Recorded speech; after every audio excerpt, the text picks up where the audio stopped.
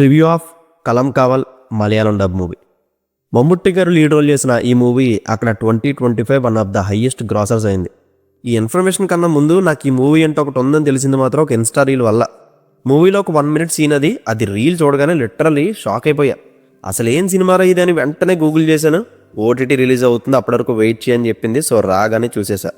నేను చెప్పిన scene movie స్టార్టింగ్లోనే ఉంటుంది. ఖచ్చితంగా మీరు కూడా ఆ ట్రాన్స్ఫర్మేషన్కి షాక్ అవుతారు. దీని బేసిక్ స్టోరీ వచ్చి వీడియో అయిన వాళ్ళు, హస్బెండ్ లేని వాళ్ళు, డైవర్స్ అయిన వాళ్ళు, ఇలాంటి లేడీస్ వరుసగా చనిపోతుంటారు. వీళ్ళని చంపుతున్న సీరియల్ కిల్లర్ ఎవరని కనిపెట్టడానికి జైలర్లో విలన్గా చేసిన వినాయకన్ ఈ కథలోకి ఎంటర్ అవుతారు. చివరికి వాడిని పట్టుకున్నారా లేదా, అసలు ఆ విలన్ మోటివ్ ఏంటి, ఎందుకు ఇదంతా చేస్తున్నాడు అనేదే ప్లాట్. హత్యలు చేయడం, పోలీసులు ఇన్వెస్టిగేట్ చేసి పట్టుకోవడం, ఇదంతా రొటీన్ టెంప్లెటే. కానీ ఇందులో ఆ కిల్లర్ ఎందుకు హత్యలు చేస్తున్నాడు అనేది మాత్రం ఉండదు. మోటివ్ అనేది లేకుండా ఇంకేం సాధిద్దామనరా అంటే దీనికి నా దగ్గర ఆన్సర్ లేదు. అదో సైకో మైండ్ సెట్ అంతే. ఈ ఒక్క పాయింట్ రొటీన్ సినిమాని కొంచెం డిఫరెంట్ పర్స్పెక్టివ్లో చూసేలా చేసింది. కానీ మధ్యలో కిల్లింగ్ ఎడిషన్ అని ఒకటి చెప్తారు. సైకోల్లో రకరకాల తెగలు ఉంటాయి కదా, అందులో ఇదొకటి అనుకోవచ్చు. మలయాళం ఫిలిమ్స్ అంటే ఆబ్వియస్గా స్లో నెరేషన్ ఉంటుంది. సో ఫిక్స్ అయిపోండి. అథెంటిసిటీ కోసం వాళ్ళు సాగదేస్తూనే ఉంటారు. వాళ్ళ స్టోరీ టెల్లింగే అంత.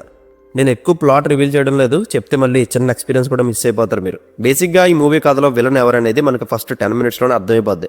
మరి దేనికి చూడాలంటే అతను ఎలా పట్టుకున్నారు, ఇన్వెస్టిగేషన్ ప్రొసీజర్ అలా జరిగింది, కిల్లర్ తను దొరకకుండా ఎలాంటి గ్యామ్లింగ్ ఏం ఆడాడనేదే కొంచెం ఇష్టంగా కొంచెం ల్యాగ్తో చూపించారు. నేనైతే అక్కడక్కడ 1.25x పెట్టుకుని చూసాను. పెద్దగా ప్రొసీడింగ్స్ ట్విస్ట్లు ఏముండవు. మేజర్ ఇంపాక్ట్ అంతా మమ్ముట్టి గారు చేసే పర్ఫార్మెన్స్ మీద ఉంటుంది. చాలా సెటిల్డ్గా యాటిట్యూడ్తో చేస్తారు ఆయన రీసెంట్ ఫిలిమ్స్లో కొంచెం కొత్తగా అనిపించారు నాకు. ఈ కథ కర్ణాటకలో లేడీస్ని చెప్పిన సైనైడ్ మోహన్ అనే క్రిమినల్ స్టోరీ నుంచి ఇన్స్పైర్ అయి తీశారంట. ఓవరాల్ మూవీ అయితే ఇంట్రెస్టింగ్గా బాగానే వెళ్తుంది. అడల్ట్ కంటెంట్ ఏ ఉండదు, ఒకసారి చూసేయచ్చు. థ్రిల్లర్ అన్నారు కదా అని ఎక్కువ ఎక్స్పెక్ట్ చేయొద్దు. కంక్లూజన్ మాత్రం అంత నచ్చలేదు నాకు.